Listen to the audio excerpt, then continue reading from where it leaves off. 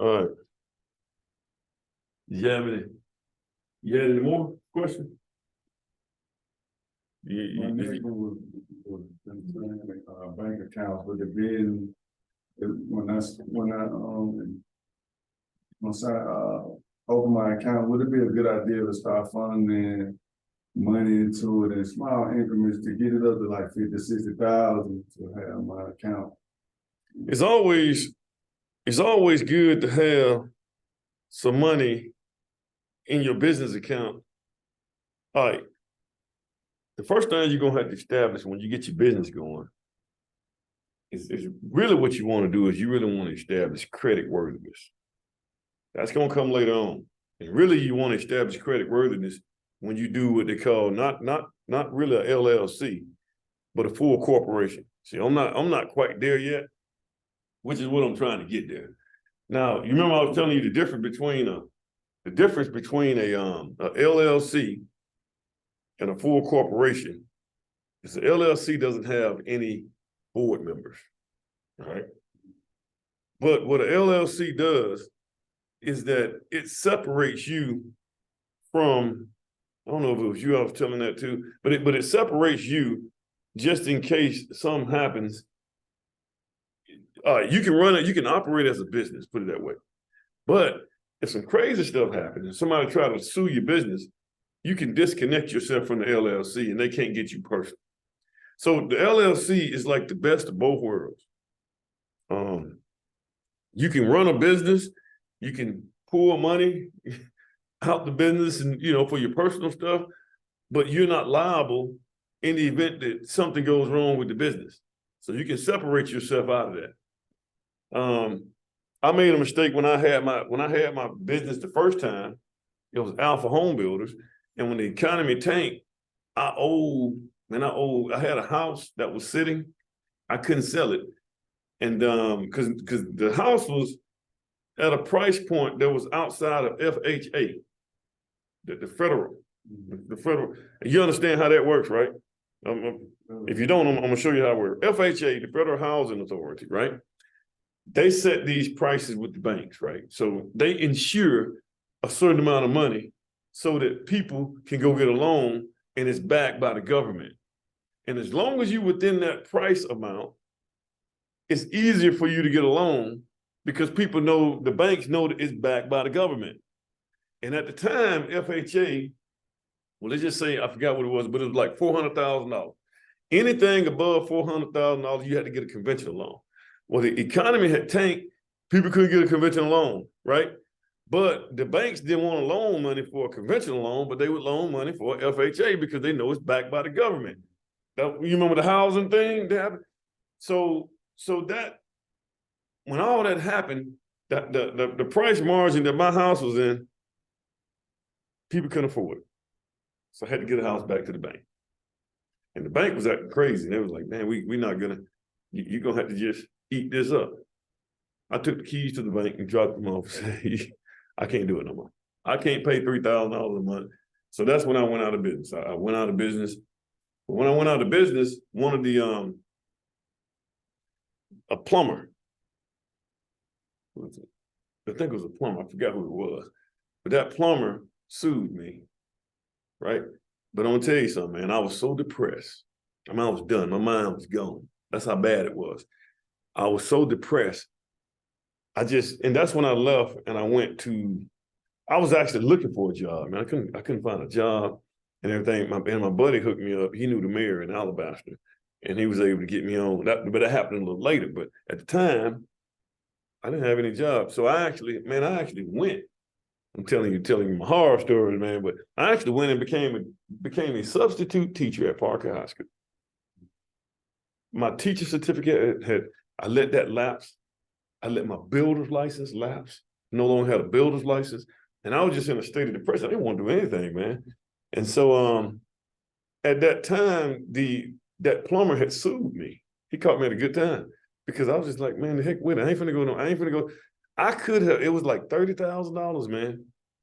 I could have went to the court. I could have showed up. All I had to do was just show up for court and say, hey, LLC, I need you to A separate limited that. liability company is the United States specific on, form man. of a private limited Let's company. just do this. Shall I continue? Okay. I could, well, really, I probably would have had to get an attorney because, you know, every time you go to court, they don't really like for you to show up there by yourself. You really got to get an attorney. So I probably would have had to pay another $800 or something and just show up there with an attorney. And they would have said, hey, we need to separate him. But since I didn't do that, they connected me with it. And I owe that guy. He had me personally. So I owe him $30,000. So what he ended up doing was he sued it. He got a what they call it, he got a judgment. So he get that judgment, took that judgment, and once I got the job in Alabama, everybody knew I was a building official in Alabama because he's a plumber, he's building, you know, he's doing stuff. So he knew I was a building official in Alabama. He went straight to Alabaster, gave them that, went to human resources. They don't even talk to you, they go straight to human resources. Well, whatever those guys are. But they go to the HR department, gave them garnishment, they garnished my check. I paid them off though. But I'll tell you what I did, man. I was working at Alabaster, man. I might have been making, I think I was close to maybe $70,000 a year at the time. But I was really taking home maybe $50,000 at the most because I had a bunch of people because of that, man. A lot of people were garnishing my wages. And so man, I just you know, I paid everybody off. If you ever get into a bind, man, you know, really what you want to do is you want to pay your creditors. I mean, if you're in debt with somebody, pay them off. Don't look for no easy way out. And really, man, to be honest with you, there is no easy way out. So we always try to, you know, you have these people. Now you got some people out here that can help repair your credit and stuff like that. And they send stuff off to prove this and that and other. But the best way to do it, man, I see it's going to take time. It just take time. It took me another 7 years, man, to get all that stuff straight again. But now, you know, I'm kind of set up now, right. But really where you want to be at is you want to be a corporation. You want to have board members. Now, they can tie those board members to the company. So you got to be careful with that. They can. But if you're an LLC, limited liability corporation, they don't have board members. They only have members. So you're getting the best of both worlds. So they can't connect you, but mind you, like I said, man, if you ever get sued, so you better go to court. You better show up to court. You better get somebody to go there with you, because I certainly would have loved to pay $700-800 versus $30,000. With my suppliers just starting, when my suppliers give me any type of credit, 7 days, 10 days, next 10 or something. They will give you credit, but what they're gonna do is they're gonna make you be a personal guarantor. So they're gonna so once you get your company going, the next thing, you're gonna get did you do the federal? Did you get that yet? Oh, no, I'm planning on going tomorrow. Well, you ain't got to go down there. You can call. Get that. Yeah. To get your employee identification number. So the first step in company and getting your company going, which you're on the first step. I'm talking about your building company. So you got to reserve the name. You did that Secretary of State. Once you reserve the name, the next step is to take that name and go down to the county that you live in. Go to the probate and record that company. You're gonna do your articles of incorporation. They usually have a little blank sheet that you can fill out. So you go ahead and do your articles of incorporation. Show them that certificate of that name. Put that together, and then they're gonna get your company going. Once you get the company going, you're gonna call the feds. You're gonna call feds. What do they call it? IRS. I'm sorry. You're gonna call IRS, Internal Revenue Services. So you're gonna call those guys, and you're gonna take that company, and they should have gave you some kind of number on that piece of paper, and you give that to them. They're gonna ask you for that number when you file it, and then you're going to they're gonna give you an employee identification number. So that's gonna be your security. That's gonna be like your social security number for your company. Go ahead. Business license. Will I need to have That's gonna come later. Okay. All right. So this is how it's gonna work. So once you get that N number, right? Call it N number, EIN, employee identification number. So once you get that number, now you can go start your checking account in that company's name. So whatever the name of your company, you can name it. Alpha Construction Services, boom. now it can exist and you can put that on the checks and stuff like that instead of putting my name and all that kind of stuff on there. Now I will be part of that account because if something happened, I need to be able to, you got to be able to sign checks and stuff like that and do all that kind of stuff. So you're still going to be part of that account. Your personal, your social is also going to be tied to that account. Then once you get that going, so you got your account, checking account stuff. Now mind you, you can only do deposits in a business account. You can't just go out there and start pulling money out of it and get cash. You can't do any of that stuff. Like you do at a credit union, the only way you can do that is you got to write a check out to yourself or whatever, however you're gonna do it. Once you get that going, your next hurdle, there's a couple of hurdles. Your next hurdle is gonna be to go take the home builder's license exam. All right. So you already signed up for that. Once you take the home builder's license exam, am I recording this? Yes, I am. Okay. Once you take the home builder's license exam, you pass both parts. There's 2 parts to it. One of them is a 4-hour test. The other one is a 2-hour test. The 2-hour test is the business administrative side. The 4-hour test is going to be your technical side. That's going to be the side you need to be honest with you, you're going to have to know some of that code. You're going to have to know it by heart. So really, to be honest with you, like some of these classes and stuff, start regurgitating that stuff. Know how to build. Know some of the stuff we've been going through. Understand some of that stuff. Those houses we've been going to, looking at them, remember some of that stuff I've been saying because they're going to ask you some of those questions. On the business side ought to be okay because you ran a business. You're running a business right now. You're good with that. It's the same thing, no difference. They ask you questions like, how many in the state of Alabama, how many you need for workman's comp? I think it's 5. Anything over 5, you got to carry workman's comp with your company. Once you take that test, you pass, and the passing is not that bad, man. I think it's like maybe like a 64. It's not like, it's not like an 80 or nothing like that. It's like a 64. I think on both sides of it, 64, 67 on one of them. So like I said, once you get that passing, now you're ready to start now you're ready to license your corporation to build. Now, me personally, I know a couple of my buddies have done this. I got a buddy in mind right now. He got his license in his name. I would not get a license in my name. If you're going to be out here doing business, because at some point in time, you're going to be doing business, and you're going to be dealing with all kind of people. You got to understand, you have to set yourself up. You got to set blankets and blankets of stuff in front of people because we don't know what kind of people, what kind of mindset these people that we're going to be engaged in business are going to have. You don't know. You're going to be dealing with all kinds of different people. And because you don't know, you have to put blankets of yourself of protection so that these people can't get to you. Now, if you got your license in your name, they can get to you. Does that make sense? There was who was that? I think it might have been John D. Rockefeller. He had a famous quote. It might have been Rockefeller. It might have been J.P. Morgan. It was one of them. But they said, control everything and own nothing. That's a good idea. I want to control it, but I don't want to own it because if I own it, people can get me. They can get to me.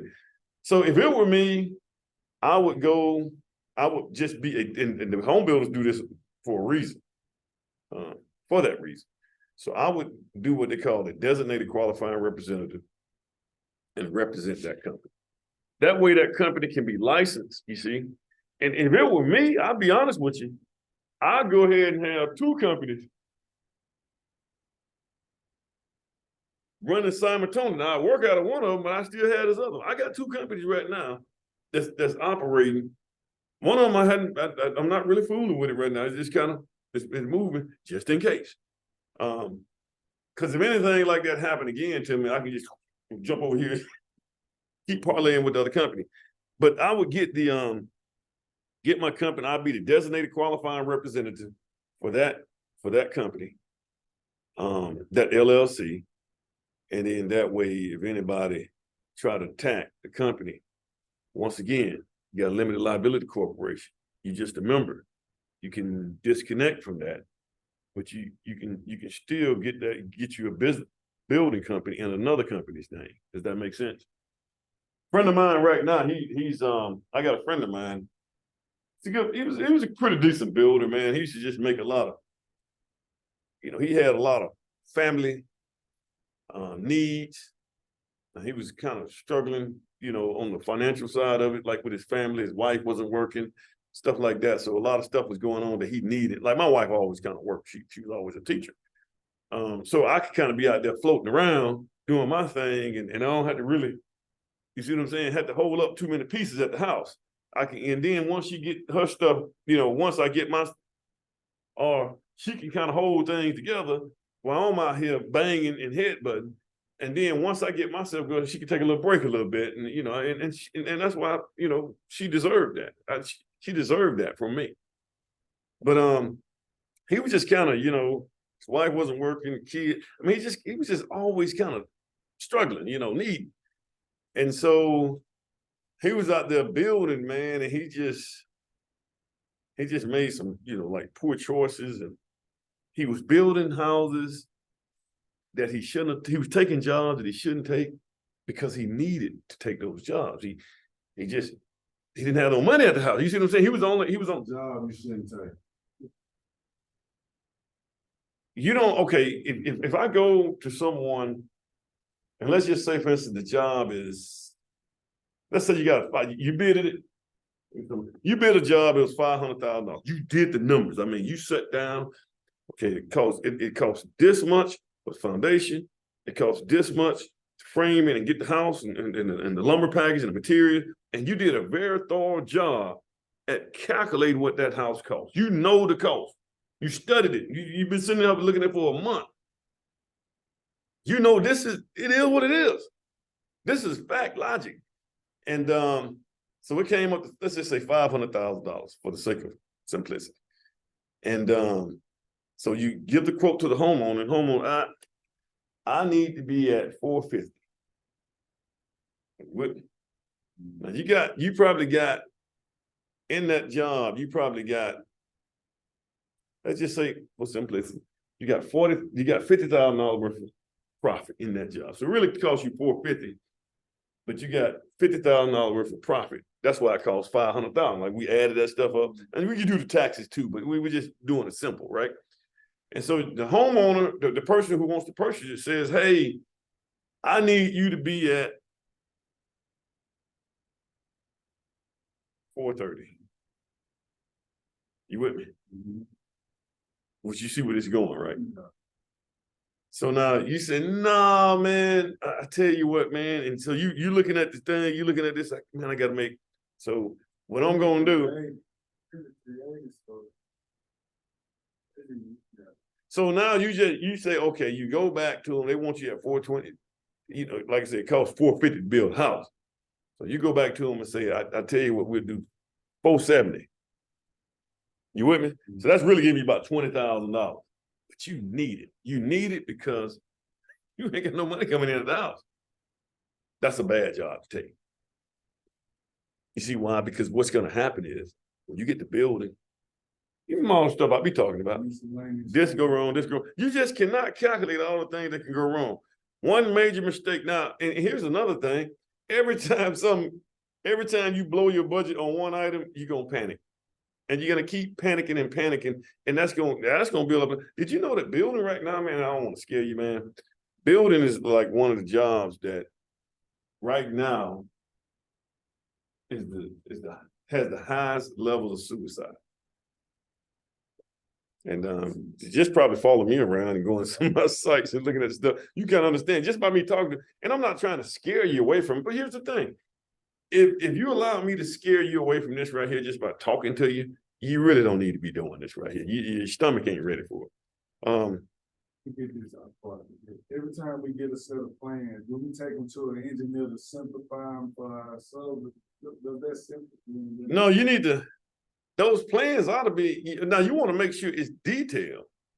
You want to make sure when you look at a set of plans that all the details that you as a builder need in those plans are on those plans, because the whole purpose of those plans is to make your life easy. Because the plans, the sub should be able to look at the plans and tell what's happening. Now, you need to understand the plans. Now, like I said, I would get that, whoever did the designing of the plan, I would get his number. I call my, if I don't understand some on the plans, I pick up the phone and call. Hey, man, I don't really understand this right here. That's why I really like for my plan designer to be right here in town. See, a lot of people get those, man, you hear a lot of, man, you hear a lot of us doing this too, man. Oh man, I got some plans offline, and they get these plans offline, man, and they got it from somebody in California. Well, if you got to change that plan, now you got to get this guy from California, rewrite it, and not in today's time, you can actually do that. You can expedite that stuff. So it's not as hard as it used to be. But yeah, you want to make sure that those plans are at a point or at a level that you understand everything that's going on in those plans. As much as you can. Your subcontractors need to understand that stuff too. The house I was thinking, while I was thinking about regarding there, it says septic, so no public sewer. Septic. I have to get a septic. You own a septic tank. That's bad, is it? This is, I feel like it is. well, no, it's not bad, man. You controlling your own sewer. So that's not a bad thing. Let me see, can I share this right here? I'll show you what it looks like, man. I think, let me see. I think I actually, have to get a perk test. You think it's not selling because the perk test don't pass? But they should have already had a perk. The people who selling a lot, I would ask them about the perk situation. But it's funny that you asked that, man, because I just put this up on you guys' class just the other day. I think it's right here. Let me see. I just put it up and you can go check it out. And there it is right here. Check this out. What's up, guys, and welcome back to another instructional video. We get to the part. This is not an accepted thing. These are what give you access to the inside of the pipes in case there's a blockage, depending on what the code asks for and your municipality. But some homes don't have municipal services. So how do they get rid of their waste? Simple. The main drain pipe that would normally go to the sewers goes into what's called a septic tank. This septic tank, which is either concrete or polyethylene, separates the solids from the liquids and flows into a leach field or drain field, which then goes into the ground to get naturally filtered. The solids, though, eventually need to get pumped out by a vacuum truck to make sure it functions properly. Now onto the venting. Does that make sense? For these fixtures and drains to function adequately, septic tank. I got to get it clean. Well, no, that's about every 8 years, man. So you won't have anything to worry about no time soon. So that doesn't reduce the water bill? That's what it is? You ain't gonna have no sewer bill. So because you have no sewer, you're not impacting their sewer. So you don't have to pay. So, what's killing us right now in Jefferson County? Yeah, because it ain't the water, it's the sewer. My water bill in Jefferson County, my son is, their water bill. Their water bill every month, let's just say, for instance, it might be $20. Sewer bill is like 3 times that. So they may have a whole bill within itself. Sewer probably 70 now. The water is 20, so they may have a bill about $80 to $90, you see. That's been the problem in Jefferson County, because you remember the Jefferson County scandal and all that kind of stuff that was going on. Now, over where I am right now, I got I'm with Pelham. No, I don't have a septic. I have a septic tank. But my water is probably about $20 a month at the most. It's not bad. But yeah. So the business, man, I tell you what, man, you got to get that, like I said, that business. And I'm trying to set up something right now, man. If I can get this thing set up, it's gonna be the way to go, man. You got to have a team, man. Like I said, you get you a team of people. It's gonna be like I said, I would try 1 or 2 houses on my own, and I would do that to learn it. But like you got that lot over there. I get uncomfortable, man. So I have to start thinking of ways to make money. You have to. Me and my buddy was talking about this right here the other day, man. You have to put yourself, man. If you're always comfortable, something is wrong. You have to always put man, I'm telling you, man, I didn't like this house that I built. It's kind of strange, man. I've been building all these houses, and my house is always the raggediest and the smallest, and I just so happened to go ahead and build a house, and I was gonna sell it, man, but I was like, man, I deserve a house, man, every once in a while. So I went on ahead and kept the house, but I didn't move. My wife, everybody had moved into the house, man, and I was just in the old house that we were always in, and I might have stayed there for about 2 weeks, man. And my wife, my daughter, my son, they was already in another house, man. And the reason I didn't move into the house because I was afraid. I was afraid because, the mortgage was like 3 times what I was paying at my house. And I was just saying that I just wasn't. But here's the thing, man. I put myself in a position of being uncomfortable by being there and paying additional mortgage. So yeah, the mortgage got, but you know what I did? The mortgage got greater. I figured out a way to make it happen though. And that's what you're gonna do, man. You're gonna figure it out, man. I mean, and that's what I tell people to do, man. Just figure it out. Figure out a way to go to the next level. Now I was just talking to a friend of mine. We were talking about if you gotta go ahead and get it, man. No, go ahead and get that. I'll pause it. Yeah. Resume. All right, there we go. Man, that might well, you might have taught me something just then. Yeah, what I was talking about. What was I talking about? I was talking about being uncomfortable, right? Yeah, you want to be in a level. You want to put yourself in a level. Oh no, we were actually, me and my buddy were talking about residual income. You got to be what they call. We need to figure out a way to be financially free. Do you know what is financially free? Have you ever heard that term? I mean, just being able to you making money, but you're not tied down all day. You don't have some money coming in. That's residual income because it's coming in. Financially free is when you don't have to work anymore because you have built up enough corporations and companies that can.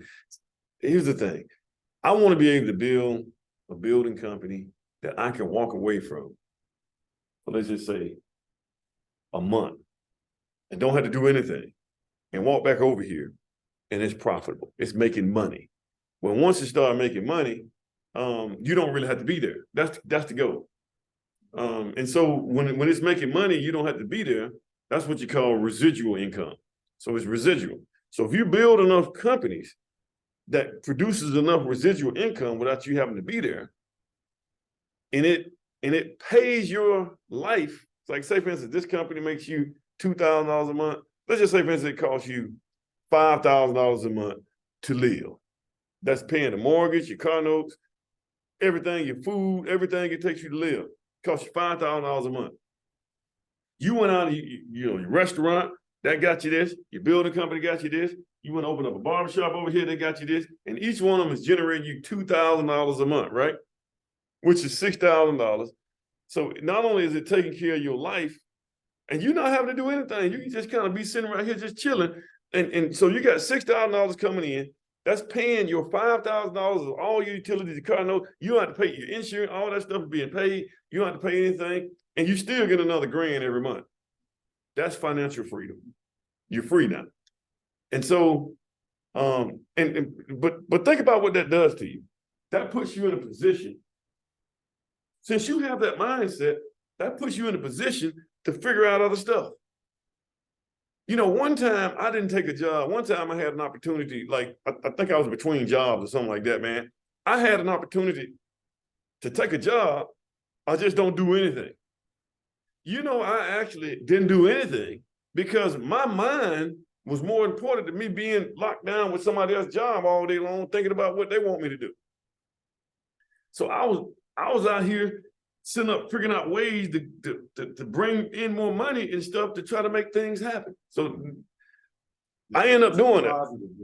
It actually helped me out. Now I ended up I think between then I ended up taking a job at Alabaster at that building. I forgot what it was, but my mind sometimes is better utilized just sitting here thinking of ways to make other things happen. What you'll find out is the people of today, man, they're just not. Man, you got to be a solution. You have to be a problem solver. And I'm realizing, man, I went over to the house yesterday. I had a guy at one of my houses that I did. It was a callback, and the plumbers just seemed like they just can't get something right. They kept having a leak in the ladies' bathroom. It was leaking, And so I go over there, but when it leaked on one of the little boards, like one of the hardwood flooring things, and it popped and it messed up the hardwood flooring. So we had to take that out. We had to pick the toilet up and take that out, put the hardwood back down again, put the toilet back down. Well, the hardwood guys were the ones that were doing it. So it ended up costing me what, $500? Just to do that, 2 little boards, put that in, right? So I didn't want to do it. So I hired them guys to do it. Those guys did it. And when I got back, man, there was a from the toilet to the floor, there was a gap and it was 1/2 inch, man. It was about that wide, so I just can't imagine me sitting here looking at my toilet and it's sitting about that high off the floor. And he got it shimmed up, got shims up under it. And I'm sitting there telling the guy, I said, look, man, that don't look right. You need to get that fixed. And so the guy they couldn't figure out. They couldn't figure out, I don't know, but it's level, they probably just didn't want to do it. And so I sent it to the girl and she was like, well, that looks right to me, So what I'm realizing is people don't want to think. I mean, I actually fixed the thing. I went and got my tools, tightened that thing up, pushed it on down to the floor, put some caulk around it. I mean, it was beautiful.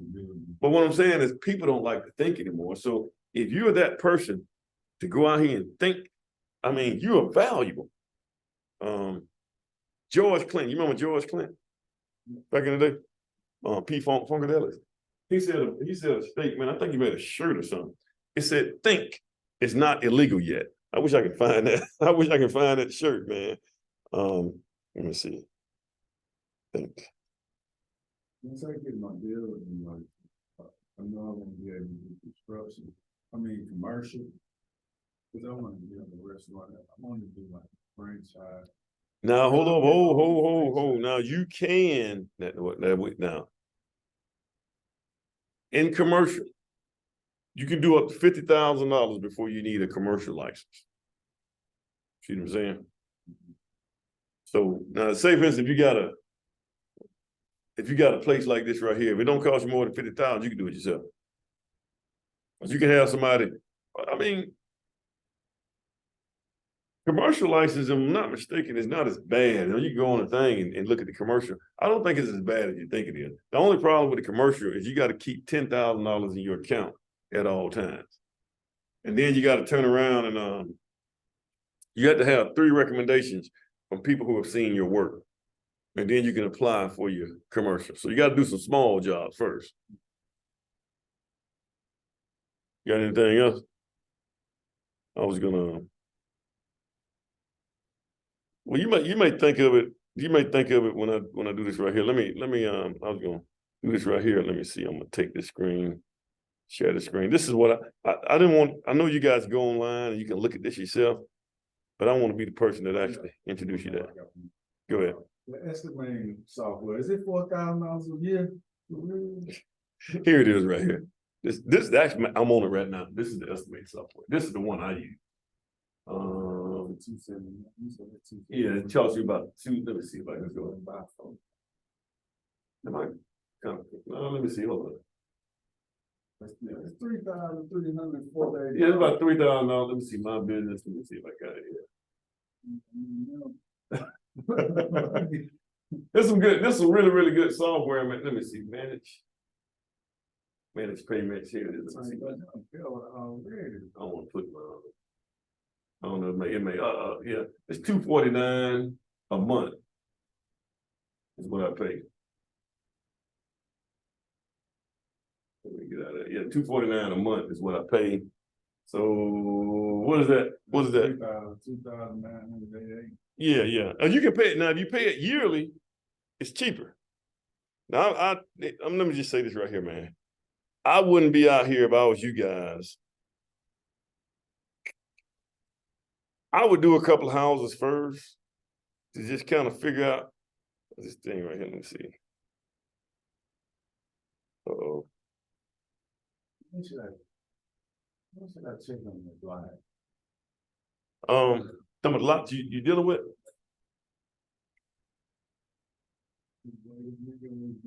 You could it's probably gonna sell. Yes, they probably, if it sounds like, man, did you go out there and take some pictures of it from the road?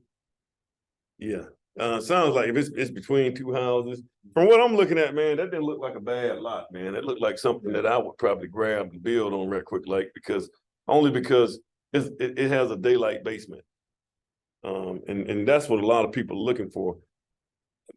I would say, man, if you built that house, man, you can put a for sale sign on as you building it for yourself, and it'll probably sell before you can finish it. This is the house I found, house I wanna build, but I wanna find. Okay. That farm, it's out of mine, farm. Like I'm seeing. Brandon house, that house we went over there, Kinda look like. kind of put me in the mind of this house right here. Yeah. Yes, You need to go look at Fristerio. You need to go look at this guy. This. The pictures too. Huh? I like the inside, like, Man, yeah. you just swipe. They got the food too, they got the food on it. Well, this is how. That's bringing it out, No, this is actually how my house look on the inside. This is what I've done. Yep, I even got that same fixture right there Oh, in the living room, and the colors are very similar to what I have. and it's open like that. Yeah. And so, mine not quite as open. Let me see, Fristerio. This guy right here. If you look right here, That's them 3 doors you talking about? yeah, that stuff's expensive, man. Yeah. 6,000 feet. No, that's not. Brandon said he's gonna do something a little bit different. He's gonna have it's 4 doors. The 2 in the middle are the one that slides open. Yeah, that's what Brandon's gonna do right there. That's not the 3 that slides. Yeah, but you need to check this guy right here out. Check this guy out when you get a chance, man. He ain't too low. Yeah, he's local. But look at his houses right here. See, this is the house. This is what Brandon. They even got one. He even got one that's named after me almost. So let me see. Services. Let's see, gallery. He got one called. See, yeah, it looks like something that you like. This right here. That's a metal roof they put on that. Yeah, that's metal roof right there. Not on the whole house, just on the part of just a piece. Yeah, sometimes they do that. A lot of houses do that, man. That go another farmhouse right there. You got all that stuff in the front. See, that go metal roofing on the front. He got one house that's called the McKinley. Let me see. McKinley. Let me see McKinley. Let me see McKinley. Wow. There it is right there. So I be remembering these suckers, man. My name is McKinley, so that's why. Oh, Yeah, that's why I know the stuff like that. He got one. Hey, hold on. He got one named Emmett. Let's see. Thought it was one. Let's see, Davis. Yeah, he got one called Davis. That's my other boy name. And then let me see, I think he got one. And I'm like, yeah, it's called the Emmett. Here it is right here. I bet you I spelled it wrong. That's it. It's Emmett like this right here. See, I spell mine with an I-T. He spelled it with an E-T. Ain't that something? The Emmett. Emmett McKinley. Heck, he might have one called. He might have one called Star Wars. Let me see. I know that can't be. Yeah, I know he been checking on me then if he had that in there. Yeah. Okay. Let me do this right here. This right here is a little short. This right here is a little short one right here. A little short presentation. I just wanted to kind of talk about some stuff. Slideshow. Let's see. Yeah, I got that. Satan, that thing does this right here, man. I don't know. Let's see. I think I gotta go. Yeah, I gotta go up here. And then I'm slideshow. Oh yeah. Managing time, man. That's what I wanted to kind of talk to you guys about. Managing time, man. And you're gonna know that. I mean, you run a business right now, man. You know, time is the most important asset that you ever gonna have, man. You can't get it back. Is the problem. Now, if you fail to manage the people that you deal with, you fail to manage their time effectively, and their time effectively are not likely to complete projects on time. Well, you won't complete on time. You won't get it within budget. You probably won't get specification. So the biggest thing that you really need to focus on: time, budget, specification. Specification is quality. That's your quality. Poor time management can cause wasted time. And I'm gonna tell you something, when you start wasting time, stress levels are gonna go up exponentially. That's why these homeowners, like the homeowner I had that we had the problems, right? It was over time. One thing need to do in order to effectively have product material on board and when the subs are ready, is to already have it ordered and stored, just and be able to move it to the site when they're ready. Instead of, because when they ready, they might be ready. Here's the dilemma, and you're absolutely right. When I sign the contract, I go order, I get a down payment. Now that down payment is not for me to stick money in my pocket. That down payment is so that I can take money, I can go secure the permit. Then this is what, like when you're doing your calculations, your estimation, you want to put enough for your down payment to secure the permit, to at least do the clearing and the grading, the clearing of the lot. You need to put enough in there for that. And you need to put some money in there to go ahead and order like your windows. I go ahead and do that. Because chances are it's gonna take windows a long time and stuff like that. They're gonna get something wrong. It's gonna always be some crap. But the problem with that, now if you order it and they can keep the windows at their warehouse, that's cool. But you don't need to be trying to order stuff and store it yourself. Because now you're gonna get yourself into a nightmare, because now you done bumped up your price. You bumped up your price because now you gotta pay for storage. Then you gotta pay somebody to come pick stuff up and bring it out there. And they're not gonna have the same equipment and stuff that those lumber yards and all those guys are gonna have to pick that stuff up and move it around. Then you gotta pay somebody, a man labor, to handle those windows and all. See, it's a lot. Now you done went from the windows would have cost you, let's just say $20,000. Now you went up to $23,000. So now, boom, you're going up. You want to keep that, you want to try to keep that. Well, and that's another thing. That's another thing, man. You want, let me say this right here, man.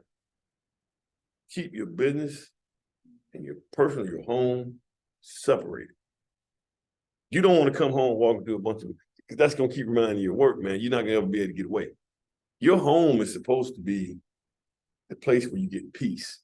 If you go to your house and your garage is full of windows and equipment and stuff that you got for your building project. Now, I'm not saying I keep some of the stuff. Like I got some stuff at my house, that I work with and tools and stuff like that, but just a little bit. But you want to kind of keep that stuff, But yeah, if you manage that time bad, man, you're going to lose credibility. You're going to miss appointments, poor follow through. Like I had a good day today. Hope to keep going good. But I had a good day today because I was able to think. I got 2 projects. I'm caught up on both of them. And I was able to think about all the little things that I need to do. So following through with things. Inattention to detail. You don't want to get there. And poor managing can get you ineffective execution and poor stewardship. It makes the whole project look bad. I can walk on the site, man. I can just walk on the site and I can just look around and I can tell you what kind of managing style that the person who's running that site have. You look at it. Guys, the common time management problem to avoid is taking on too much. You don't want to do that. You don't want to, I do it. Trying to be greedy. You got some subcontractors do that, man. Man, I got a subcontractor, man. You know what they'll do? The brick mason was mad for this right here. Can I get this job, right? Yeah, you can go get a job. They'll show up that first day, lay a couple of bricks, and then they'll go to another job. And I'll be like, man, where you at? We'll be back. We got good weather. We'll be back.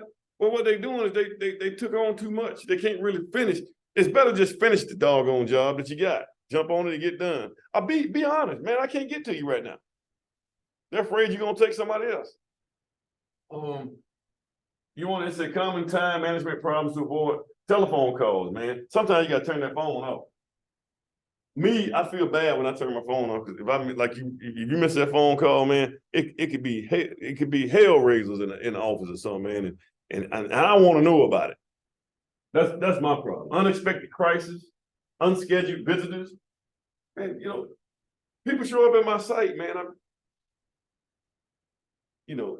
Don't come unexpected. Because now you're sucking up my time. Poor delegation, that's another one. Personal disorganization. Always be organized. I like to be organized. Like, yeah, I mean, you look at this classroom right here. I mean, everything got a place to be. I can't stand for things to be cluttered. And I'll tell you something else I do too. I realize that I do this at every job I have. If I have to walk away from this job right now, all I have to do is put these things in my bag and I can leave and never come back. I always have split-second flexibility. I've always done that. Even when I was a teacher, man, I didn't bring no pictures of my wife and kids, put them on the thing. Because, I mean, it's kind of weird because even my son plays baseball. And he plays with these different teams, right? And he had these hats. And I see some of the parents, like they had a team hats on. I never do that. And I like the team that he plays with, but I have no loyalty to any of them because I don't know when I have to pick up and go. And it is what it is, man. Unnecessary or inefficient meetings, man. You don't want to do that either. Reduce the numbers of crisis situations. End each day by planning the next day. I'm telling you, that's a good thing right there. If you could do that, like at the end of this day, this is what I got to do. I got a board at home, man. I don't know if I have a picture of it. You do that? The day before. You set it up. Next day, menu. Well, you prep it. Yeah. You go ahead and prep it. And ready in the cool, so when we get that in the morning. There you go. straight out. It's already ready. I used to do that when I was working at Wendy's. That's what we used to do. I was trying to see that I got a little board at home, man. I write everything down. I keep my things on a list. And when I get stuff done, I scratch it off. Schedule loosely. Okay? I mean, don't schedule yourself too tight. Schedule yourself where you can fit other things in if need be. Avoid being an amateur psychologist. I don't know what that means. Trying to help somebody figure their problems out. Don't do that. Remember that most tasks take longer to complete than planned. You ever did that, man? You ever go like, you ever did a little project at home? You like, it's just gonna take me this long. It ain't that big. They have another day in the gym. We had to work out on the board and the lady, she finished the classes in an hour rotation. She said, "Jamal, it only took me 29 minutes to do it." I said, "Well, if it took you 29, it's gonna take me 28:59." Yeah. She stayed because her husband worked out in my class or something. It took me 35 minutes. I thought it was gonna take. You thought you were gonna knock it on out the way. Yeah, I'm thinking if it took her 29, I might beat her. I was right. It took me long. Now she might have skipped some of it, didn't tell you now. Her move is when. Well, her moves are gonna be shorter Yeah, too. But yeah. you got longer stride and all that. She probably tried. The squad. Exactly. She went that going that far. Somebody else, she was doing knee push-up. But I didn't take that into consideration. And that's how it happens, man. It's usually gonna take you always long. I always find myself when I'm doing a job like a little bit small. That's why I had to really watch myself when I'm doing construction stuff. And I'm gonna jump in, like I jumped in and did that toilet the other day. Sometimes I might have to take 2 or 3 trips to Home Depot. I hate going to Home Depot when I got stuff like that going.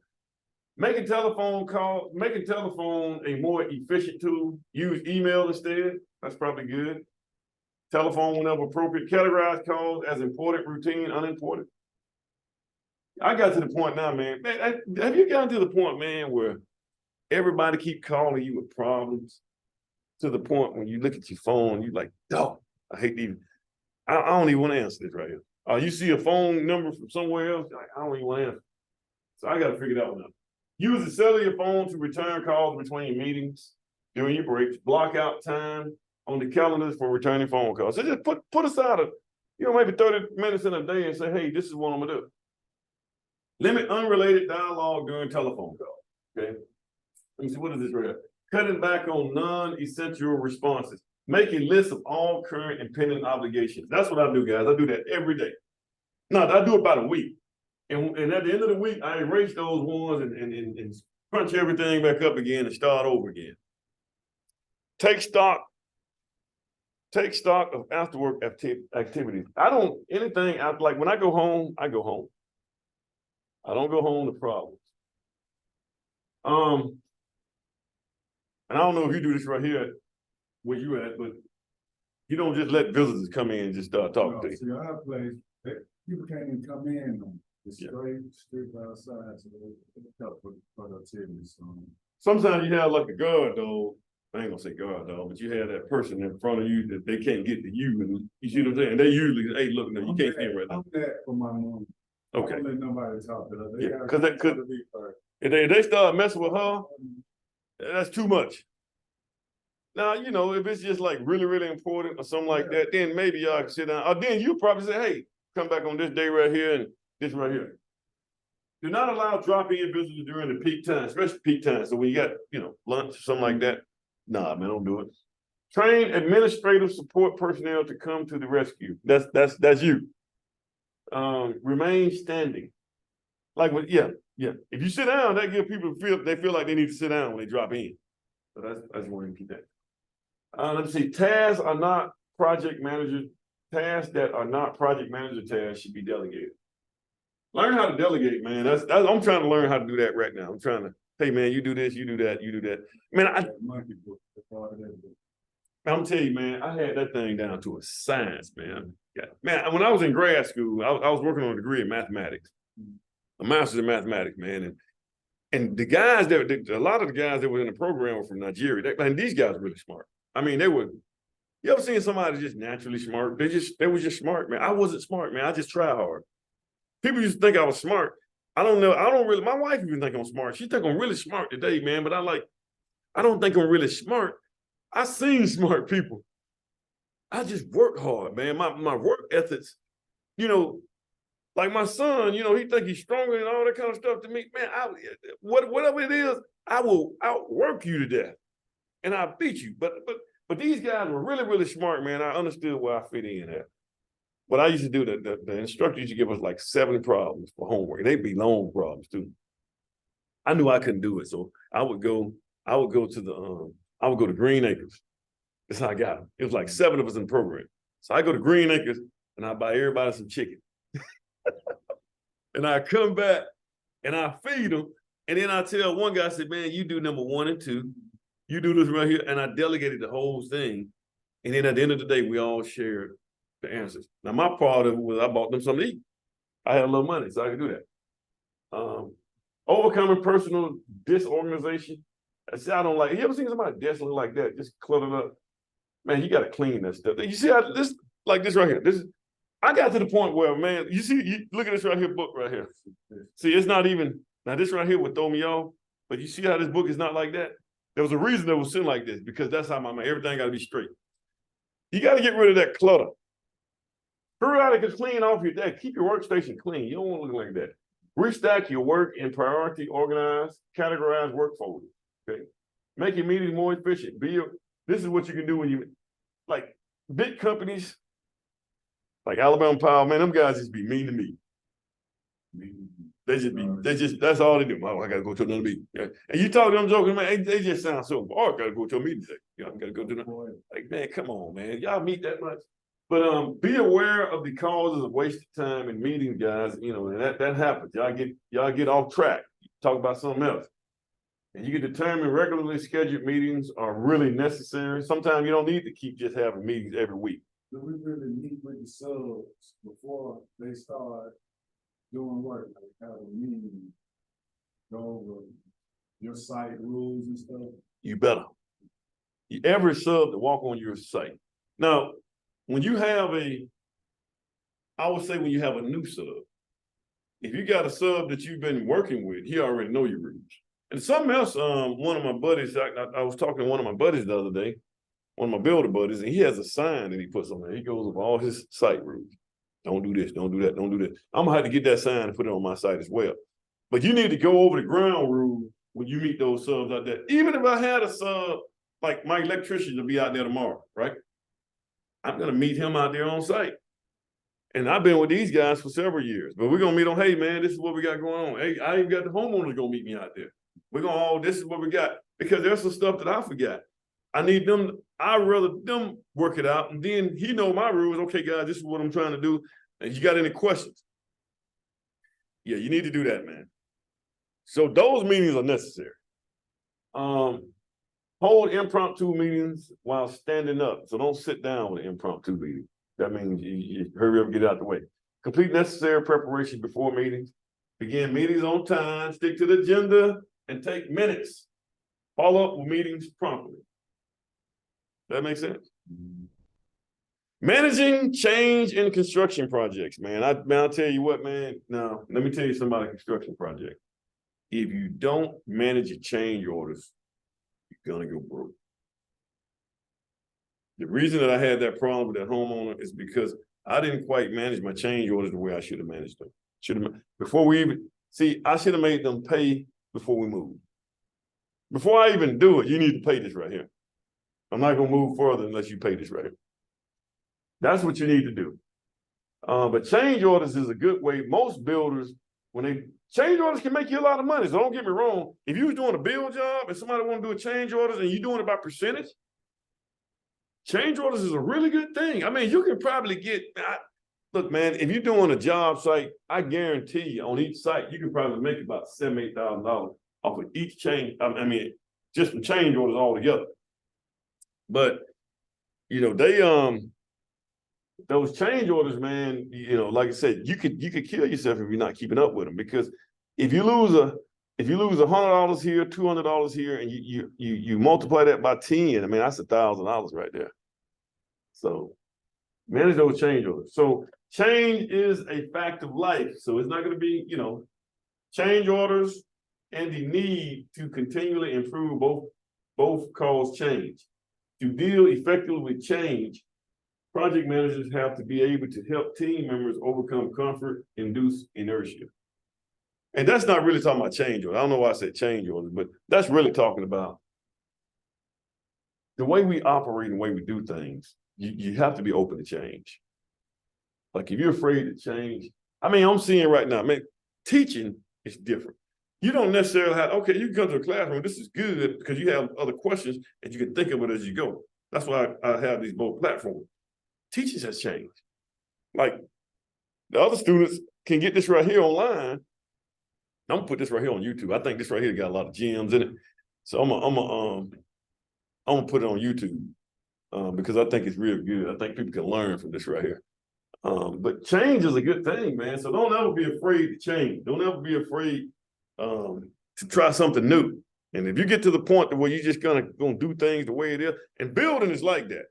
Most people who build, this is the way they've been doing it. Their dad did it this way. I'm a second generation, but this is what my dad did. I'm gonna keep doing it. Man, you can't grow like that, man. I mean, technology has changed.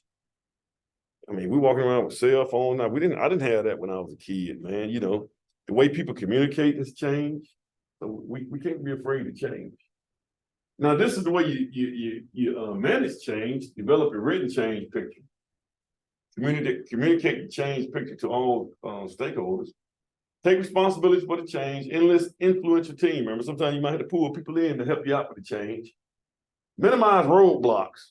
You ever see somebody, man, no matter what you say, man, they got a problem with it.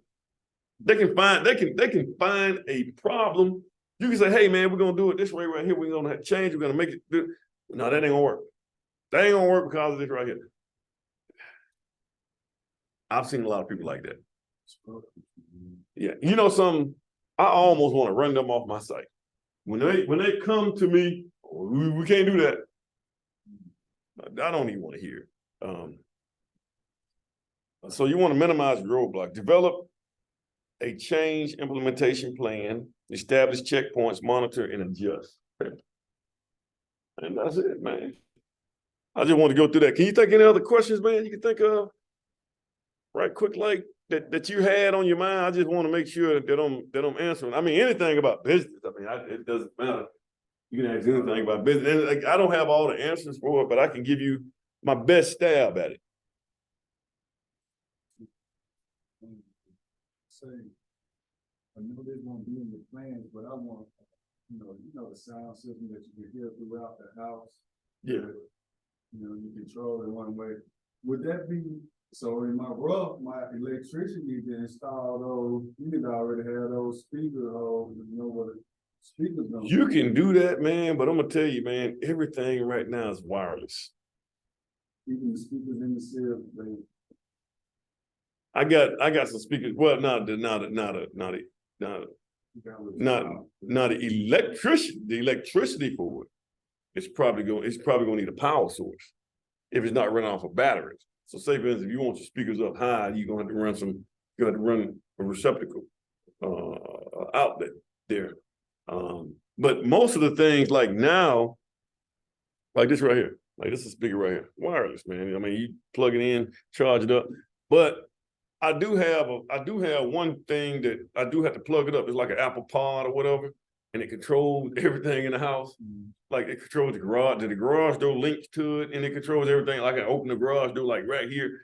See everything. And I had a homeowner that came to me. He seems like, man, see, and this is change, man. This is change. I had one of my homeowners said, hey man, I want a central vac system.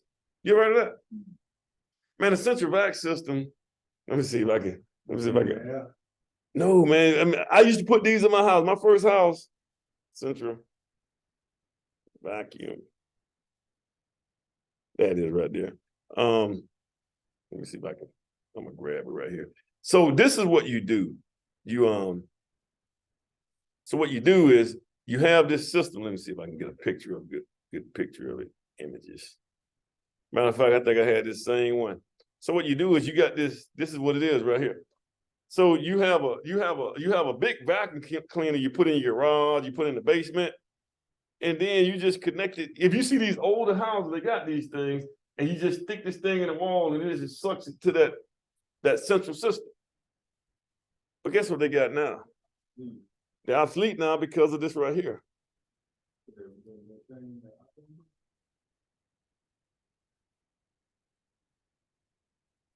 They obsolete because of this.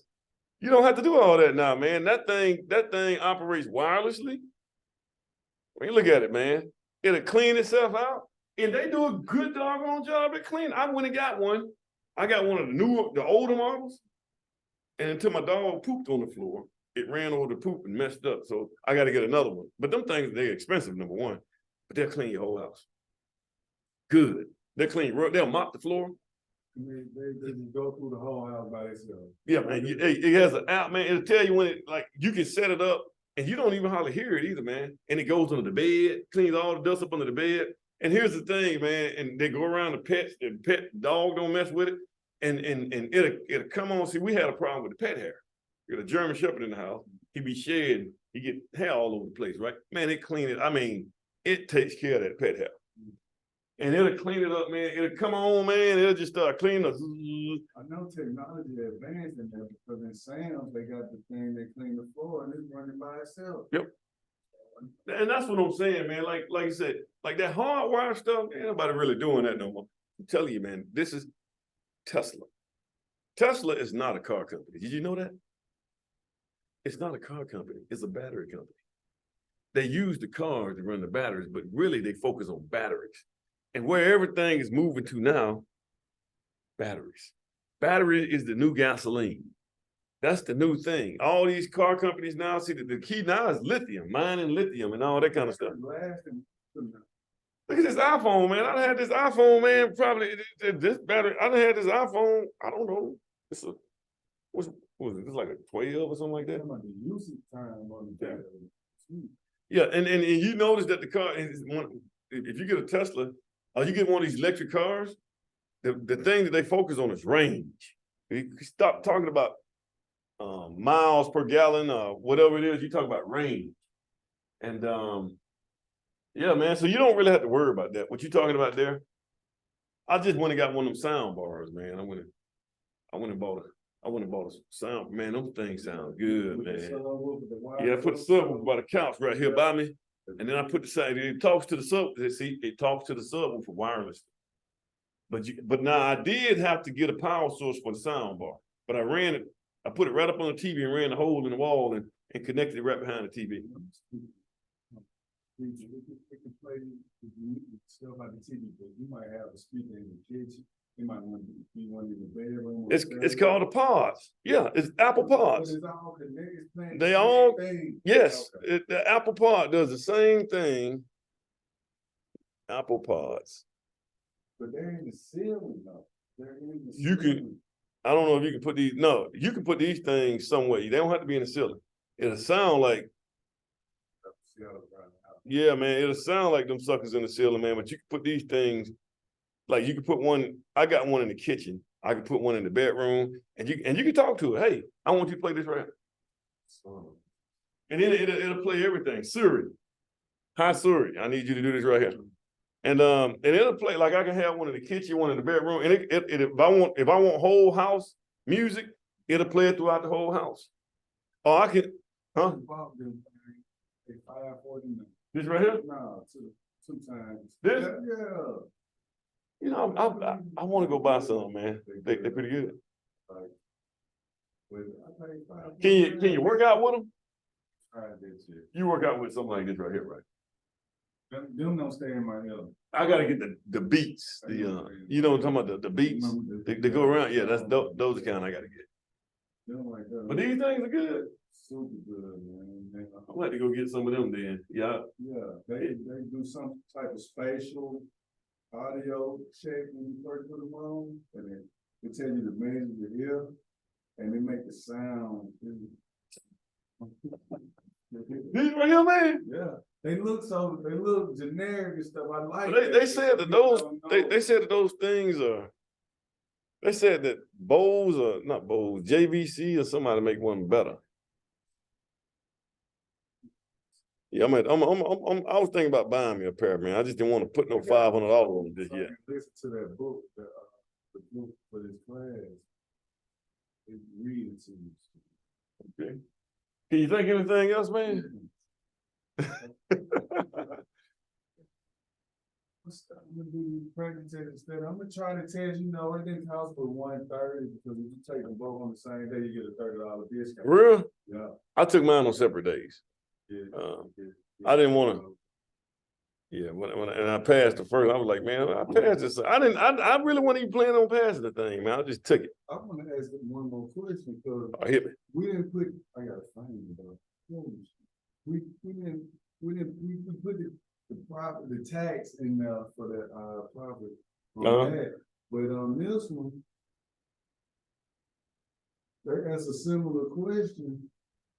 And I got it right, and they, I know I didn't know about the 25% tax, so. And I'm thinking that if you got that answer, that's why they did that. I'm just thinking that's why they did that. I would add the taxes on to it, though. I would definitely put taxes on to it because if you want a 20% margin, cause see, here's the thing, man. If you, let's just say, for instance, you didn't take the tax out, you're not getting 20%. Does that make sense? Right. You gotta pay taxes. All right, guys, you guys have a good one. I'm doing my little thing here. You guys have a good one.